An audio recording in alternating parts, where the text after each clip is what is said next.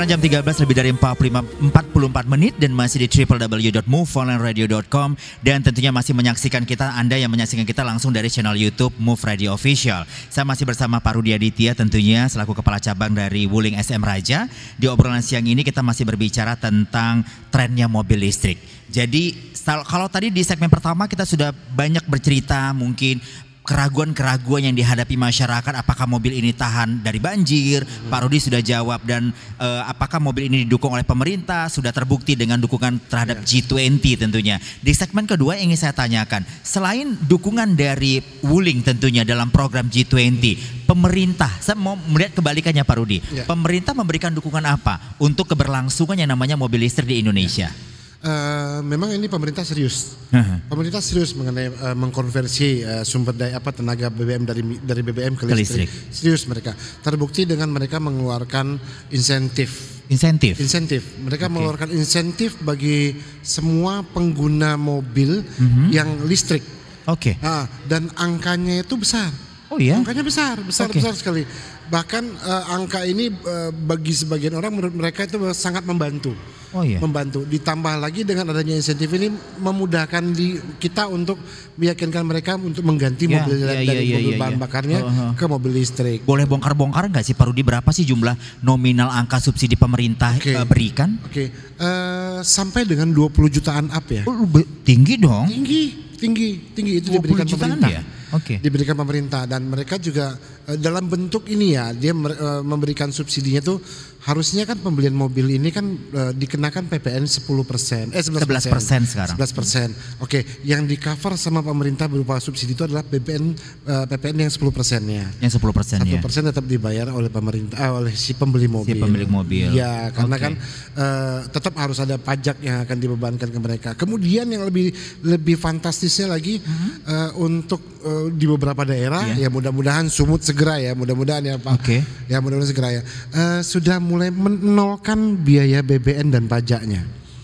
Maksudnya gimana? Kendaraan mobil ini kan ada pajaknya setiap tahun kita bayar kan. Benar. Terus nilai BBN-nya kan pertama kali kita beli mobil kan. Betul. Dari BBN kan dari pabrikan ke langsung si pemilik kan, itu ada biayanya. Nah, di beberapa daerah termasuk yang kota-kota besar sudah menolkan jika kalau dia menggunakan mobil listrik. Membeli mobil listrik. Berarti khusus untuk varian mobil listrik sebenarnya sudah menolkan tadi. Yes, hanya beberapa daerah. Kita harapan kita Sumut segeralah. Baik. Menarik sebenarnya kalau kita bicara trennya mobil listrik ini Pak Rudi, terutama Wuling REV ya. Kalau produknya yang ada di Wuling itu ada Wuling REV. Dan yang mau kita tahu lagi, ini Wuling REV yang pertama keluar kan akan ada lanjutannya sebenarnya. Betul. Di seri keberapa? Saat ini generasi kedua dari REV sudah keluar. Dan ini juga namanya apa? Sama REV Lite. REV Lite namanya. Dan ini kita mau menawarkan kepada para pengguna biar lebih konsen lagi dan mereka fokus lagi mengganti mobil listrik, mobil yang konvensionalnya diganti ke listrik. Dan harganya fantastis Pak Jaki. Betul. Harganya di bawah 200 juta. Oh iya. Itu sudah termasuk subsidi, masih dapat subsidi pemerintah. 10% dibayar, 1% dibayar oleh si customer. Sudah include. Sudah include. Tinggal pakai aja mobilnya. Tinggal pakai ya. Luar biasa. Jadi sebenarnya ini informasi menarik untuk Anda yang mendengarkan kita langsung dari www.moveonlineradio.com. Kalau di generasi kedua REV Lite ini justru membandrol harganya di bawah 200, plus masih tetap juga mendapatkan subsidi dari pemerintah tadi. Betul. Saya mau bicara speknya. Ada terjadi perbedaan spek nggak Pak Rudi dari yang generasi pertama dengan generasi kedua? Karena harganya kan juga turun tuh. Tentunya dia mengikuti spek yang kurang lebih hampir sama dengan REV kita yang standar yang 200 km ya. Untuk jarak tempuh hampir sama. Hanya saja ada beberapa fitur-fitur yang kita anggap tidak terlalu berpengaruh signifikan dalam penggunaan dan fungsi mobil listriknya.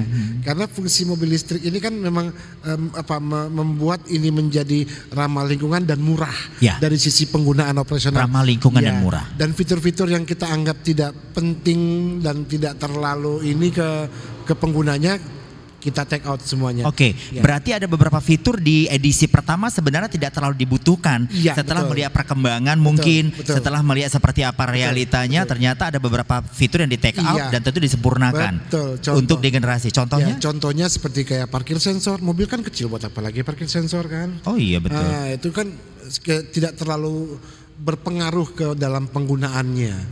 Hanya kalau parkir sensor kan hanya untuk memudahkan dia pada saat parkir. Mobil ini kan dipakai jalan bukan untuk kita mau untuk lebih sering ke parkirnya begitu. Betul. Yang lain-lain hampir semua sama. Iya.